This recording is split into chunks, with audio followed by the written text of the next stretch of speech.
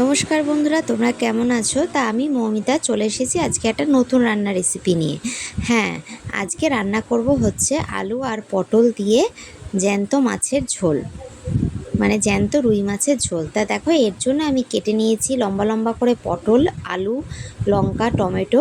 আর এই বাটির মধ্যে মশলা করে নিয়েছি। এর মধ্যে রয়েছে জিরের গুঁড়ো, ধনের গুঁড়ো, শুকনো লঙ্কা আর আদা বাটা, আর সামান্য পরিমাণ মতো হলুদ আর নুন, আর একটু স্বাদ মতো চিনি। আর দেখো, এখানে আমি মাছগুলো ভালো করে ধুয়ে নুন, হলুদ আর একটু সামান্য লঙ্কার গুঁড়ো মাখিয়ে নিয়েছি। এবার তেলটা গরম হয়ে গেছে কড়াইতে। এবার আমি মাছগুলো একটা একটা করে তেলের মধ্যে ছেড়ে দেবো। ছেড়ে দিয়ে সমস্ত মাছগুলো আমি এপিট ওপিট ভালো করে একদম কড়া লাল করে ভেজে নেব। মাছ ভাজা যদি কড়া না হয় বন্ধুরা, খেতে কিন্তু ভালো লাগে না। তাই সবসময় তোমরা চাইবে মাছটাকে কড়া করে ভাজতে, এতে ঝোলের রঙটাও ভালো আসে এবং স্বাদটাও খুব সুন্দর আসে। তা দেখো, এখানে আমি তেলে মাছগুলো ভালো করে ভেজে নেব। তা তোমাদেরকে এই রান্নাটা করতে করতে একটা কথা বলে রাখি বন্ধুরা, যারা আমার চ্যানেলে নতুন আছো তারা কিন্তু অবশ্যই আমার চ্যানেলটা সাবস্ক্রাইব করে দিও। তা দেখো, এখানে আমার মাছগুলো একদম কড়া লাল করে ভাজা হয়ে গেছে।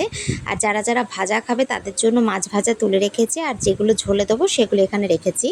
তা দেখো, এরপরে আমি তেলে পটলটা ভালো করে লম্বা লম্বা করে চিড়ে নিয়েছিলাম, সেটা ভালো করে ভেজে নিচ্ছি। আর তার মধ্যে আলুগুলো দিয়ে দিলাম, দিয়ে ভালো করে আলু আর পটলটা লাল করে ভেজে নেবো। এরপরে বাটিতে যে মশলাটা করে রেখেছিলাম সেই মশলাটা পুরো এর মধ্যে দিয়ে দেবো, দিয়ে ভালো করে এই মশলাটাকে সুন্দর করে কষিয়ে নেবো। আর তার আগে ফোড়ন হিসেবে দিয়ে নিয়েছি শুকনো লঙ্কা আর গোটা জিরে। তো দেখো বন্ধুরা, তোমরা রান্নাটা বাড়িতে এইভাবে ট্রাই করবে, খুব সুন্দর খেতে লাগবে। এইভাবে একবার করে দেখো তোমরা, ভাতের সাথে, গরম গরম ভাতের সাথে এরকম মাছের ঝোল দারুণ খেতে লাগে। তো দেখো, এরপর আমার মশলাটা দিয়ে কষিয়ে মাছগুলো দিয়ে জল দিয়ে ঢেকে দিয়েছিলাম। তারপরে ঢাকনাটা তোলার পর দেখো ঝোলটার রঙটা ঠিক এই রকম এসেছে, কি সুন্দর লাগছে। দেখো, তোমরা বাড়িতে অবশ্যই ট্রাই করে দেখবা, খুব সুন্দর খেতে লাগবে। এই দিয়ে ভাত খাওয়া হয়ে যাবে। তো দেখো, আজকে আমার আলু পটল দিয়ে রুই মাছের ঝোল একদম রেডি হয়ে গেছে।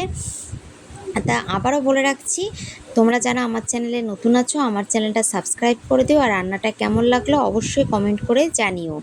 আর একটা লাইক আর শেয়ার বন্ধুরা প্লিজ দয়া করে করে দিও, এটাই তোমাদের কাছে আমার ছোট্ট একটা রিকোয়েস্ট।